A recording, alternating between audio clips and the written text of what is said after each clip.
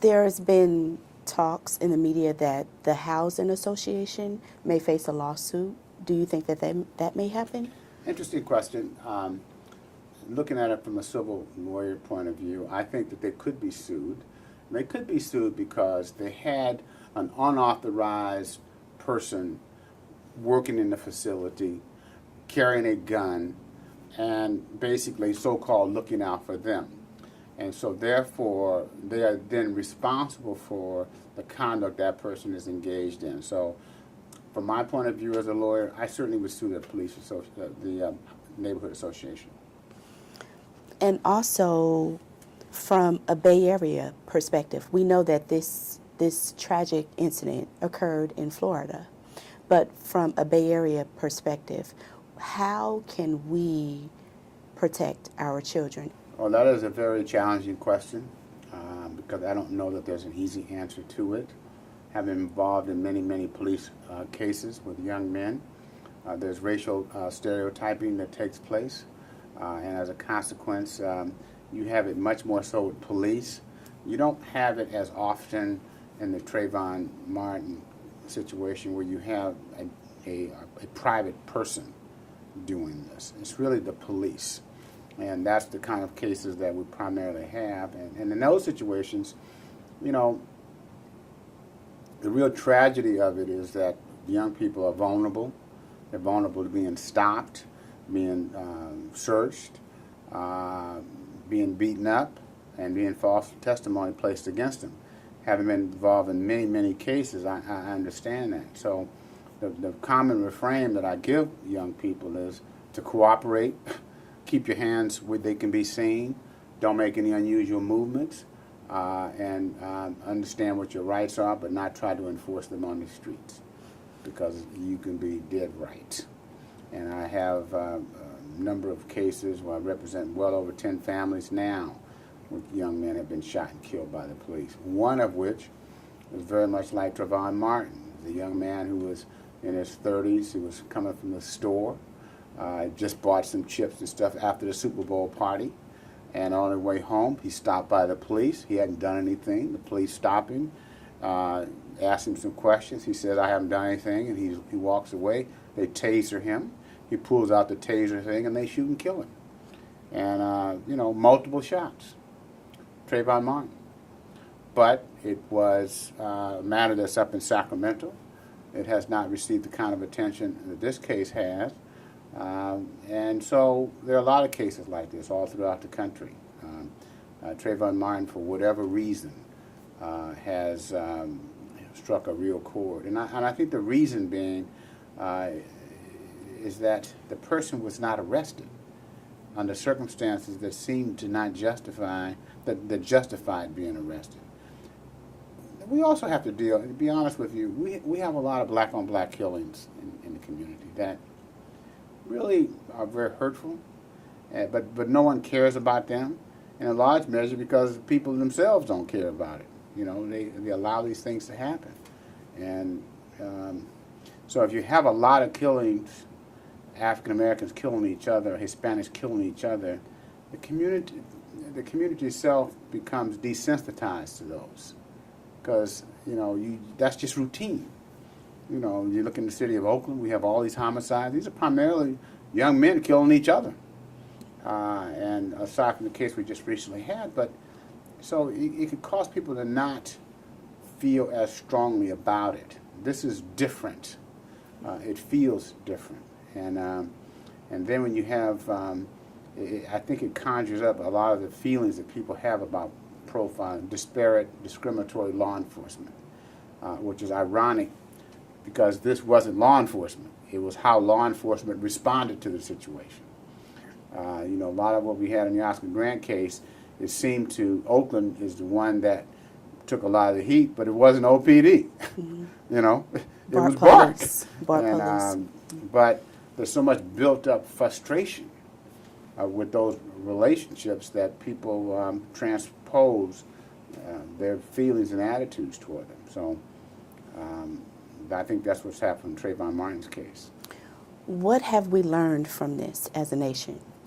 What we have learned is there's still there's an underpinning of a racial divide that exists in the country, that vast majority of the people do not appreciate, the white community does not appreciate that the African American community is feeling a bit of under siege by law enforcement, and they have this feeling of disparity in the criminal justice system, and so there's a deep seed that exists. Now things are a whole lot better than they were, because the reaction of Trayvon Martin has been across racial lines, significant, but just different. But if you remember the verdict in the O.J. Simpson case, clear racial divides, but it was about blacks and about whites. There should be real concerns about the standalone, stand your grounds law.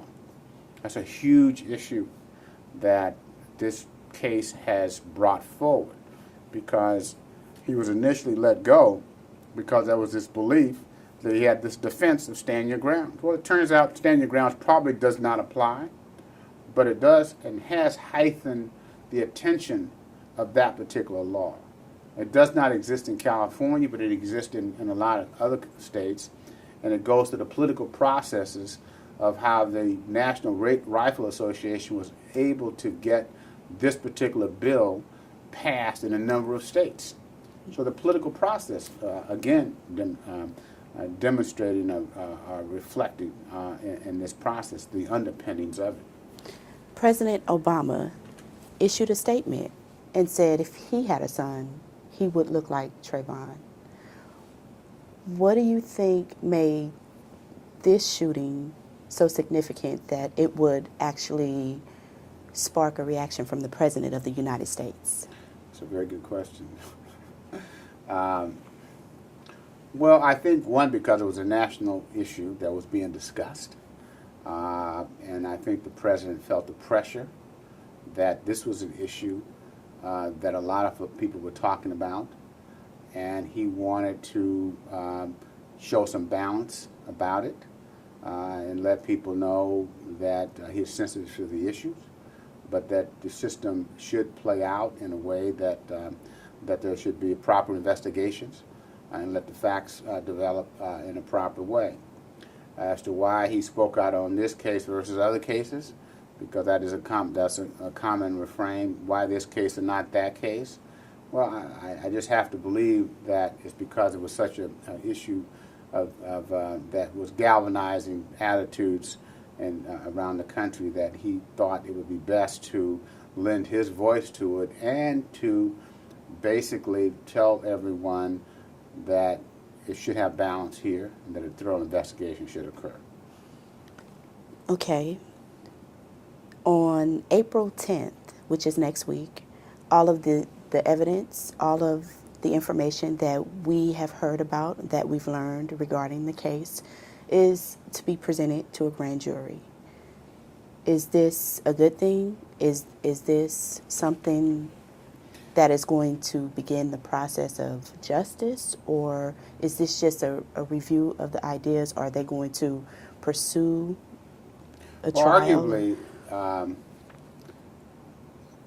whatever happens at the grand jury is a form of justice, because you present the evidence. Now, arguably, if you present the evidence in a fair and objective way, whatever the grand jury decides, up or down, is a good decision, which means that if they said no indictment, that means they don't believe there was sufficient evidence to justify a trial, and that George Zimmerman's story is acceptable and believable to them. And if that's the decision they make, you have to live with that decision. On the other hand, they might say, given all that we know now, that this looks like a criminal offense has taken place, and therefore we render an indictment, I would think, for voluntary manslaughter, and then he has to answer for that. That would be a good decision as well. I think that's the decision that the general public expects to occur.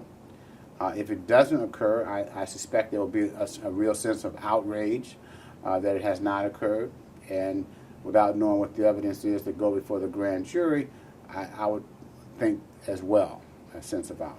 Now, the other side of it is, if that doesn't happen, there's always a possibility that the U.S. government, through the Department of Justice, would in fact file charges. They would have to go before a grand jury as well, and they would have to present evidence. Now, the evidence that they would present has to be that this happened as a consequence of his race. And because there were these racial slurs and because of his history of stopping only mainly African Americans in the neighborhood, one could argue that this was race-based. Now, I would say this, the stopping of him probably was race-based. I don't believe he shot and killed him because he was African American. I don't believe that. I think that this is a guy who would kill anybody. But I don't think he would kill him just because of his race. But there's no doubt that race played a part in him stopping him. And so that could result in an indictment. So there are two levels here. One, there's the state or the county grand jury, and the criminal charges that go from there. That would be in the state court, like in California, that would be the Superior Court here. Or later, you could have a federal grand jury, and that they could file a federal criminal charges. And what would be considered justice for Trayvon Martin?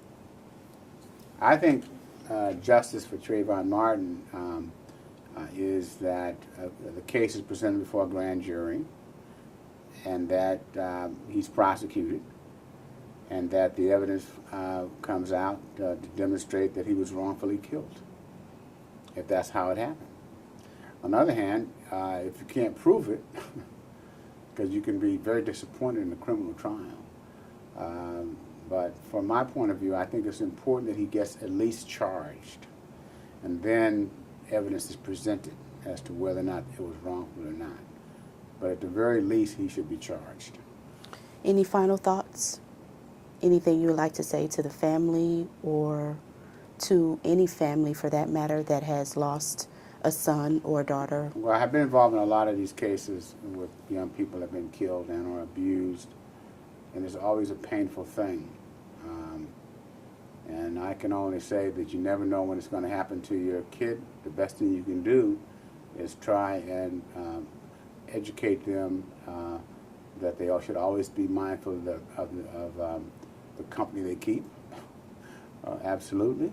And they should be mindful that when you're dealing with the police, you don't know, most police officers are fine, but a lot of them are not.